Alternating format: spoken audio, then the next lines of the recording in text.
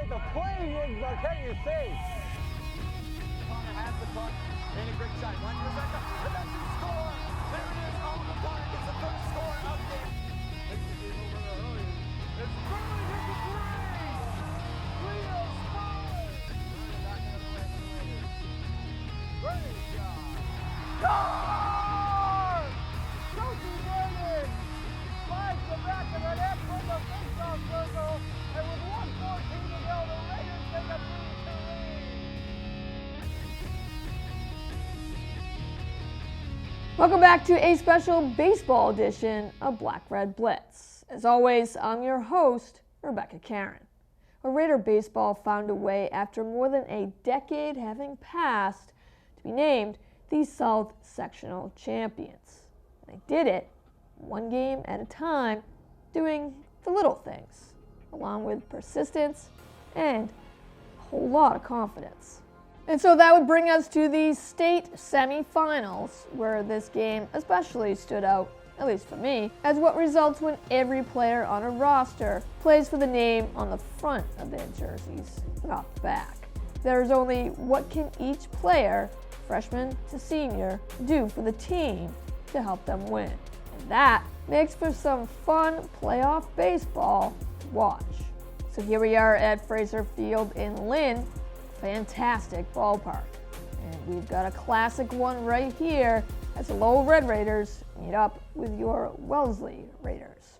It's the best of the South versus the best of the North. You can tell even before the first strike is called, though, with two dominant pitchers on the mound, this game is destined to go down the final out.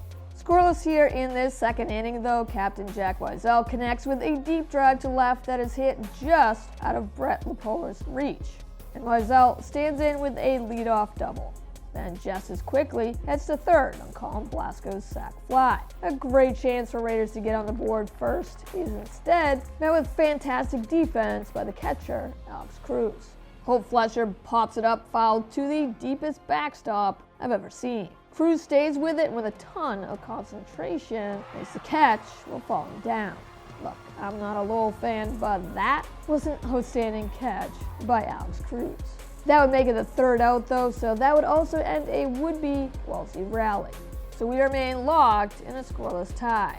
Bottom second, Red Raiders get a man on first here, one out, but he gets nowhere fast as Henry Weicker next two outs by way of the K. And this is just a preview of what is to come on the mound from this game changer, as Weicker dominated the postseason and then some.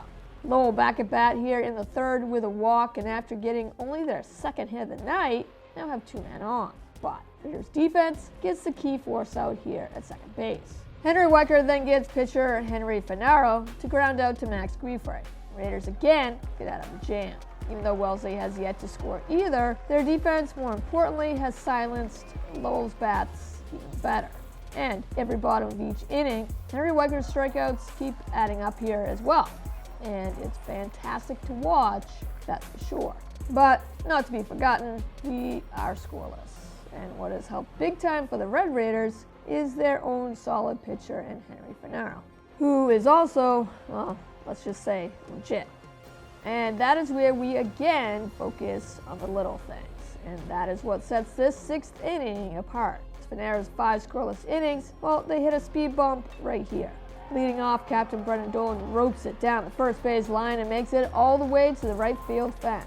Dolan more than happy to stand in with a solid double. But somewhere in these next few seconds, the second baseman releases a wild cutoff throw.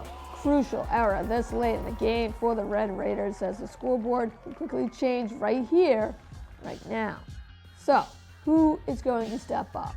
Well, 1 out later, we find out. It's Captain Jack Wiesel at the plate. Wiesel waits for his pitch and flies it deep enough to left.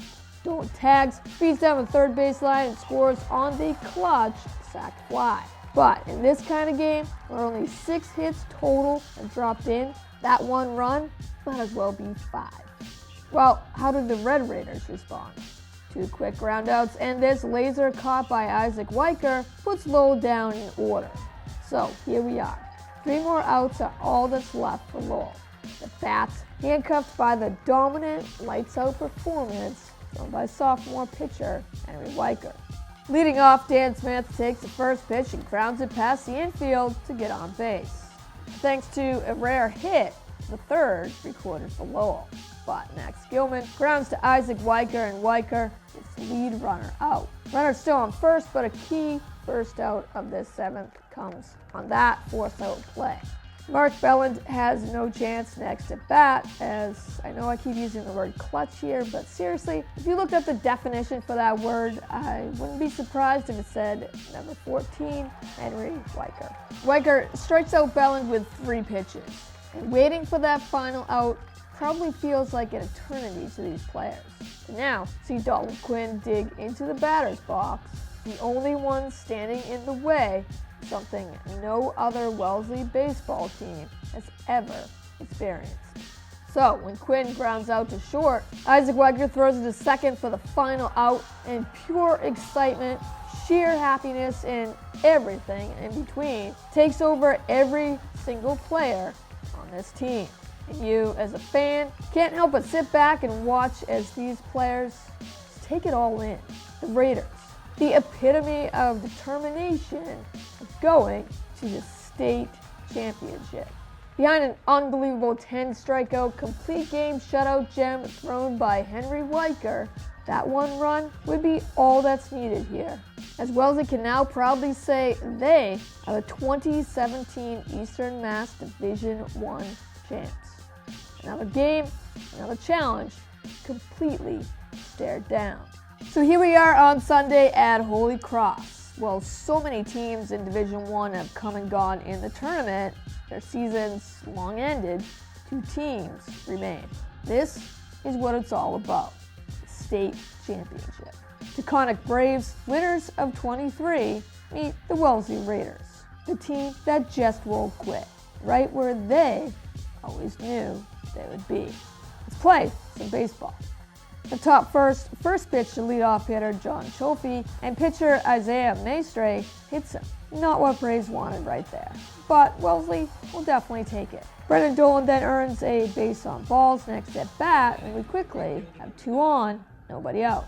Henry Weicker steps up to the plate and wastes no time, ripping it to opposite field, and the bases are juiced with Raiders. Wellesley looking to start a rally here already with nobody out. Maestre, struggling early on to find the strike zone, gets a key first out right here, getting Jack Wiesel out by way of the K. But 2 pitches later, Colin Blasco lifts it to right, deep enough for the sac fly. John Cholfi tags up and scores, and Wellesley holds a 1-0 advantage here with 2 out. Brendan Dolan advanced on that sack as well, so Dolan stands 60 feet away from another potential score as Isaac Weicker digs into the batter's box. With the delayed double steal working to perfection against Durfee earlier in the postseason, Raiders go with that call again right here. But the Braves look more than ready to defend it. Ryan Abel from third base throws a laser to home. Catcher Brett Murphy lays down the tag on an insanely close play at the plate, which ends the inning. Let's go back to that play. Now, I believe as a catcher, you cannot block the plate unless you have the ball. The catcher blocks out, and it results in an out. The umpire has the right to overrule and say safe, catcher interference. Well, I guess this ump missed that sentence in the rule book. So after pitching a complete game the win before and only 4 days rest, Henry Weicker is back out again on the mound, getting the start for Wellesley. Maybe it's the adrenaline you get competing in the playoffs, but I think it's safe to say Weicker plays with an energy that just never seems to let up. Jack Cooney here leads off this first with a shot to right though, but closing in on the warning track fast is Brendan Dolan. Still, Jack Cooney stands in with a leadoff double, and then quickly scores a tying run as Jake McNeese just crushes the first pitch he sees. With no hesitation, McNeese makes a break to third. The cutoff throw by Isaac Weicker is quick and on target. McNeese looks to beat out the tag just barely, to probably make up for that whoops my bad moment last inning. This ump says out. Henry Weicker helps Raiders get out of this jam, though, with the pickoff throw. Catches Drew DiMartino off guard, getting too comfortable with his lead on second, and pays for it. Next pitch, Weicker fires it to the plate to get Cedric Rose swinging, and though Taconic ties it here 1-1, if not for those clutch 2 outs, the damage could have been much worse. Bottom second, another rare miscue here in the postseason by Wellesley. It gives Braves a chance to break open this tie, now with runners on second and third. But not if Henry Weicker has anything to say about it, firing another fastball past Devin Walker and strikes him out. And Raiders get out of this jam unscathed as well, and a 1-1 tie remains. So after struggling with his control back in the first, Isaiah Maestre for the Braves has been lights out on the mound since, as Maestre hurls 1-2-3 innings back to back. So we fast forward to the bottom fifth, the torch now being passed down to another sophomore, as Michael Kenny comes on in relief. With a runner in scoring position and 1 out, Taconic makes it count though, scoring the tiebreaker right here when Jake McNeese blasts his second hit of the night deep yet again, all the way to the warning track. John Cholfie has a hard time tracking it down, but it wouldn't have mattered anyways, as the run was going to score on that shot anyways. Jake McNeese with the go-ahead ribby gives Braves their first lead of the game here in the fifth.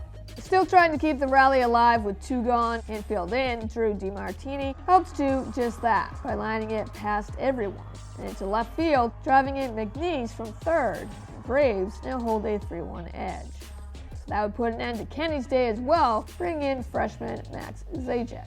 Now Zajac, with the pressure on here in the playoffs, seems to prefer it that way, firing this pitch right by Ryan Abel for the final out of the fifth, as Zajac once again brings a scoring threat here to a crashing halt. As we head deeper into this game, the outs left remaining to a state title fading fast. And so now down by 2 runs, the sixth becomes that more important for Wellesley to dig down deep. And leading off this top 6, Brendan Dolan does exactly that. But now with 2 outs and 2 on, Colin Blasco flies out to right, and Raiders strand 2 more. Bottom 6, Max Zajac out for another inning of relief for Wellesley. And after this grounder makes it 2 quick outs by Taconic, you start thinking, hey, a 1-2-3 inning here for Wellesley would be huge. And it must, as Raiders have to figure out how to erase 2 runs with only 3 more outs left to this season. But Devin Walker crushes this pitch and crushes Wellesley's hopes as well, driving it to deep right center. Brendan Dolan covers a ton of the outfield to get to the ball fast, but Walker again stands in at second, keeping the inning going for the Braves. And after Deontay Sandifer earns a trip to first by way of getting hit by a pitch, Zajac's day is also done. So sophomore Teddy Goss comes in, inheriting 2 runners, as that 1 more out to go in this 6th here still eludes the Raiders. So Jack Cooney at the plate rips it just, and I mean just, past a diving Isaac Weicker and makes it into left center. Both runs score, Cooney with a dagger 2-run single in just 1 swing of the bat. And the Braves know they are that much closer to that trophy. Gus does get Jake McNeese to pop up right back to the mound, taking care of it himself, to finally end this game-changing 6th inning. As the whole team huddles in though, it may seem like a more subdued one, knowing they only have 1 last chance. But as the seniors lead even more so vocally, this is the moment they've all waited for. No matter the outcome or the final score, there will be no giving up until the final out. Senior Isaac Weicker leads off this 7th and fights for a solid opposite field single to get on base and hope this lights a spark. Very next batter, Matt MIAA, lines it into the outfield in almost the same exact spot. And it's back-to-back clutch singles. Nobody out. This is giving every Raiders fan in the stadium and every player in the Wellesley dugout hope. But pitcher Isaiah Maestre, looking to pitch a complete game of his own, bears down and strikes out pinch hitter Jason Mayona and Kai Grokey back-to-back. And now 2 outs, runners still standing there on first and second. So John Cholfie comes to the plate, last chance for the Raiders. Cholfie grounds to short and throws in time for the force out, and that is it. While the Braves go crazy in celebrating a huge accomplishment for their team, the Raiders' incredible journey that seemed like it was never going to be stopped sadly ends right here. All the hard work, the grittiness Wellesley put into each practice and then showed on the field would now feel the crushing bitterness of defeat instead, as Taconic would outlast the Raiders here 5-1. while the Raiders, on the other hand, received a trophy as well. And that said runners-up. But keep reading the rest of the words to that. Runners-up. The state title. Let those words sink in. In Division I high school baseball, there are 86 teams. 49 of them reached the playoffs. As this game began, only 2 teams remained to fight for that title. You were one of them. Display that trophy with pride. You as a team defied the odds. You as a team proved the doubters wrong.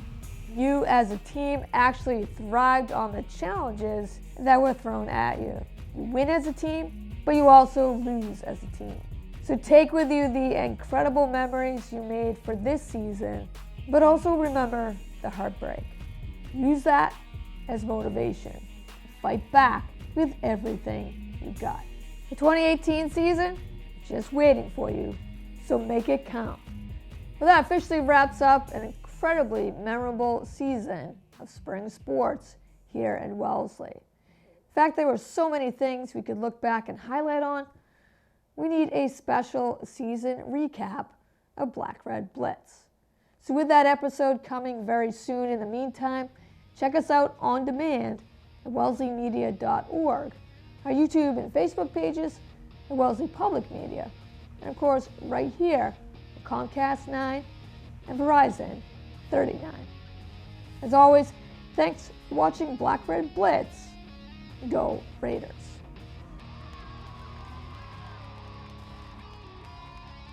He's got some room to run. Fishman, in for a touchdown!